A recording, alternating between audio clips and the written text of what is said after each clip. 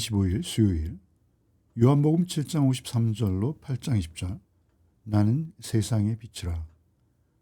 정죄의 어둠 속에 갇힌 저들에게 예수께서 빛으로 오셔서 인간의 죄를 드러내시며 십자가의 때를 향해서 홀로 걸어가십니다. 1절로 11절입니다. 예수는 감람산으로 가시니라. 아침에 다시 성전으로 들어오시니 백성이 다 나오는지라 앉으사 그들을 가르치시더니 서기관들과 바리새인들이 음행 중에 잡힌 여자를 끌고 와서 가운데 세우고 예수께 말하되 선생이여, 이 여자가 간음하다가 현장에서 잡혔나이다. 모세는 율법에 이러한 여자를 돌로 치라 명하였거니와 선생은 어떻게 말하겠나이까? 그들이 이렇게 말하면 고발할 조건을 얻고자 하여 예수를 시험함이로라. 예수께서 몸을 굽히사 손가락으로 땅에 쓰시니 그들이 묻기를 맞이 아니하는지라.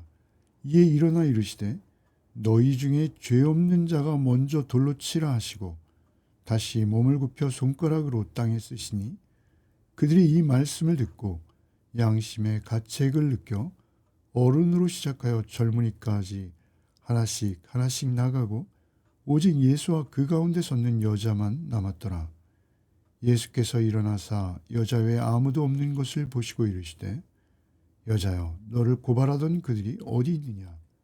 너를 정죄한 자가 없느냐? 대답하되 주여 없나이다.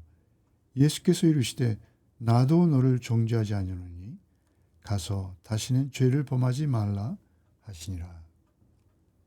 장면은 매우 극적입니다. 서기관과 바리새인들이 간음하다 잡힌 여인을 끌고 와서 예수님 앞에 세웁니다. 모세는 율법에 이러한 여자를 돌로 치라 명하였거니와 선생은 어떻게 말하겠나이까? 남자는 없습니다.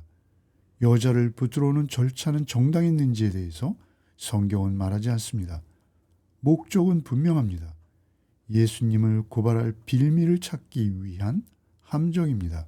돌로 치라 하시면 로마의 사법권을 무시하는 일이 되는 동시에 그동안 선포해 오신 사랑과 용서의 메시지가 퇴색됩니다.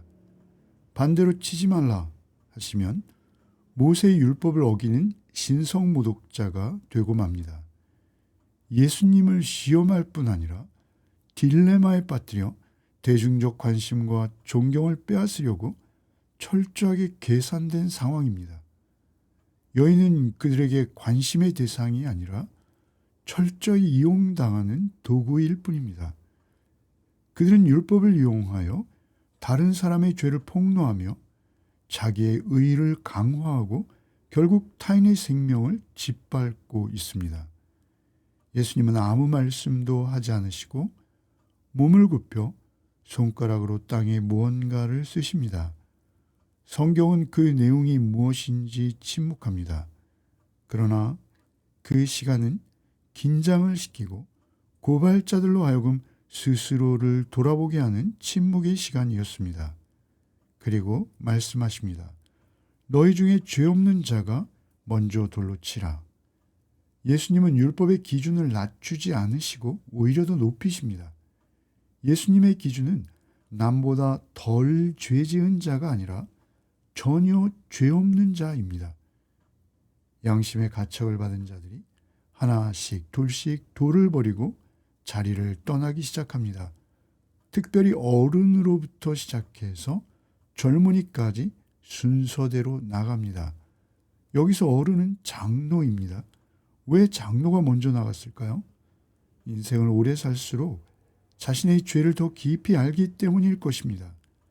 드러난 여인의 죄 뒤에 숨은 자신의 죄를 더 이상 부인할 수 없었던 것입니다.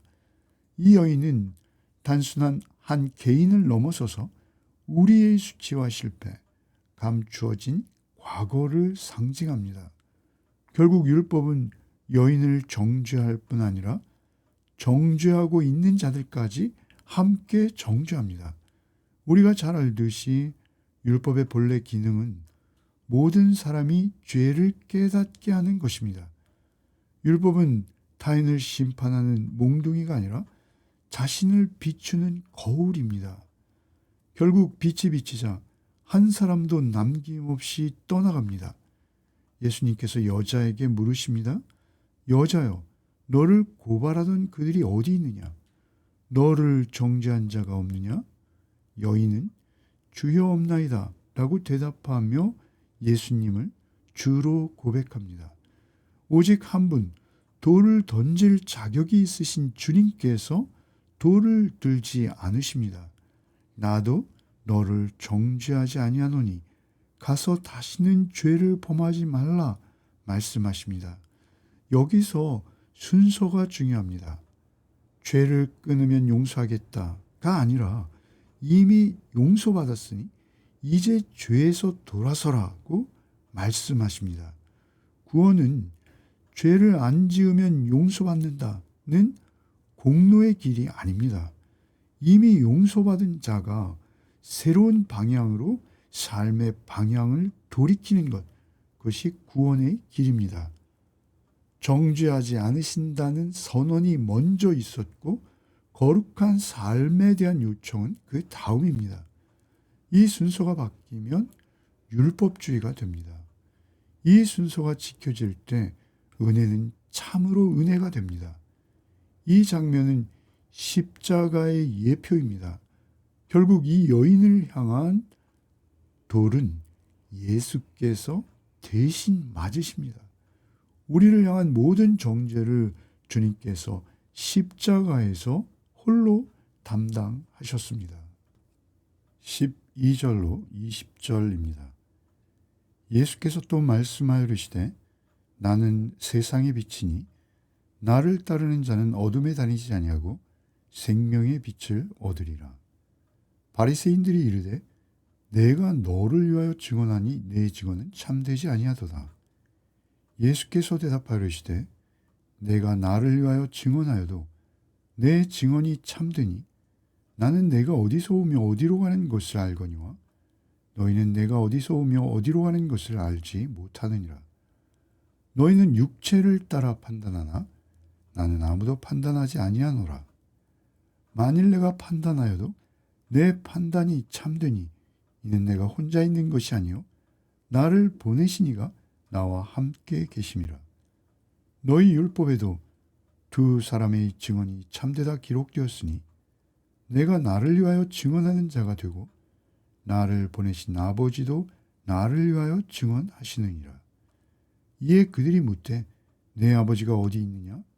예수께서 대답하시되 너희는 나를 알지 못하고 내 아버지도 알지 못하는도다. 나를 알았더라면 내 아버지도 알았으리라. 이 말씀은 성전에서 가르치실 때 헌금함 앞에서 하셨으나 잡는 사람이 없으니 이는 그의 때가 아직 이르지 아니하였음이로라. 여인의 사건 바로 뒤에 예수께서 이렇게 선언하십니다. 나는 세상의 빛이다. 이 선언은 단순한 비유가 아니라 앞선 정죄 사건의 해석으로 볼 수 있습니다. 앞서 유대인들은 율법을 아는 자신들이 빛이요 저 여인은 어둠이라고 여겼습니다. 그러나 예수께서는 그 구조를 완전히 뒤집으십니다. 빛은 인간 안에 있지 않습니다. 빛은 오직 예수님 자신입니다. 예수님을 따를 때만 생명의 빛을 얻을 수 있다고 하십니다. 빛이 오면 숨겨진 것이 드러납니다. 여인의 죄가 드러났고 군중의 위선도 함께 드러납니다. 빛은 차별하지 않고 모두를 동일하게 비추십니다. 복음은 저 사람이 문제입니다 라고 손가락질하는 것이 아니라 우리 모두가 어둠 안에 있었습니다를 고백하는 것입니다. 예수님께서 말씀하십니다. 나를 따르는 자는 어둠에 다니지 아니하고 생명의 빛을 얻으리라. 빛은 단지 폭로만 하는 것이 아니라 생명의 길을 보여줍니다. 죄책감에만 머물게 하지 않고 생명으로 이끄십니다. 여인은 돌에 맞아 죽지 않았을 뿐 아니라 새로운 삶의 가능성으로 걸어 나가게 됩니다. 빛은 단순한 지식이나 정보가 아니라 삶의 방향을 바꾸는 것입니다.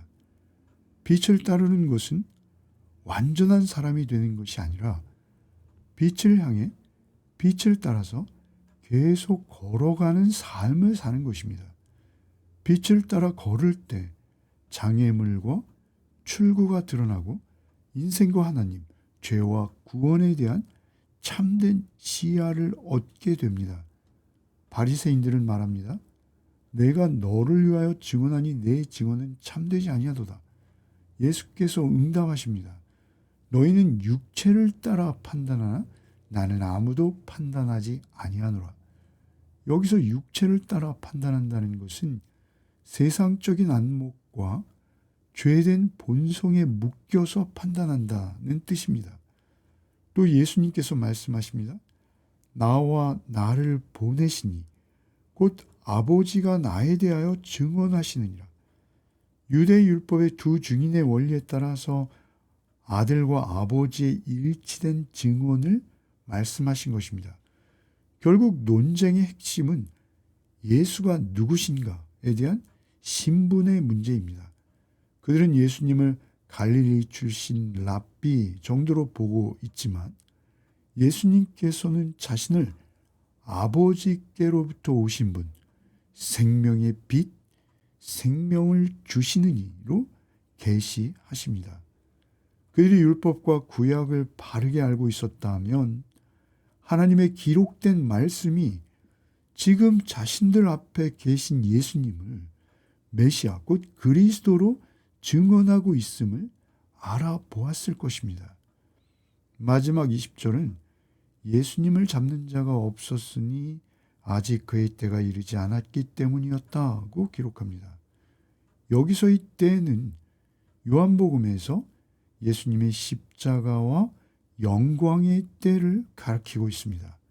사람들은 예수님을 대적하고자 하지만 하나님의 구속 계획 안에서 예수님께서 정하신 때까지는 그 누구도 예수님께 손을 댈 수 없었습니다. 오늘 본문은 정죄에서 은혜로, 어둠에서 빛으로 초청하시는 예수님의 메시지를 전하고 있습니다. 우리는 모두 가늠한 여인처럼 세상과 짝하여 정죄받을 죄인이었거나 반대편에서 바리새인처럼 주변을 정죄하는 위선자의 자리에 서 있었습니다.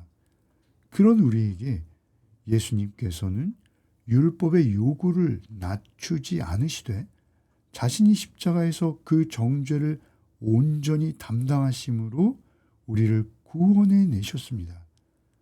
이제 주님을 따르는 자는 더 이상 어둠에 다니지 않고 생명의 빛 가운데에서 죄를 범하지 말라는 부르심에 응답하며 살아갈 수 있게 되었습니다. 오늘 하루도 오직 빛 되신 주님만을 따르는 한 날이 되시기를 소원합니다. 기도하겠습니다. 빛 되시는 주님, 정죄의 어둠 속에 갇혔던 우리를 찾아오셔서 우리를 향해 던져질 돌을 대신 맞으시고 나도 너를 정죄하지 아니하노니 말씀하신 주의 은혜를 기억하며 감사 또 감사를 드립니다. 가늠하다 잡힌 여인들처럼 드러난 죄인으로 또는 바리새인처럼 남을 향해 돌을 던지는 위선자로 살아왔던 우리를 불쌍히 여겨 주신 주님, 우리의 숨겨진 죄와 수치, 실패와 과거를 주의 빛으로 비추어 주시옵소서. 이미 용서받았으니 이제 죄에서 돌아서라 하신 그 복음의 순서를 잊지 않게 하여 주셔서 정죄가 아니라 은혜에서 출발하는 우리의 매일매일이 되게 하여 주시옵소서.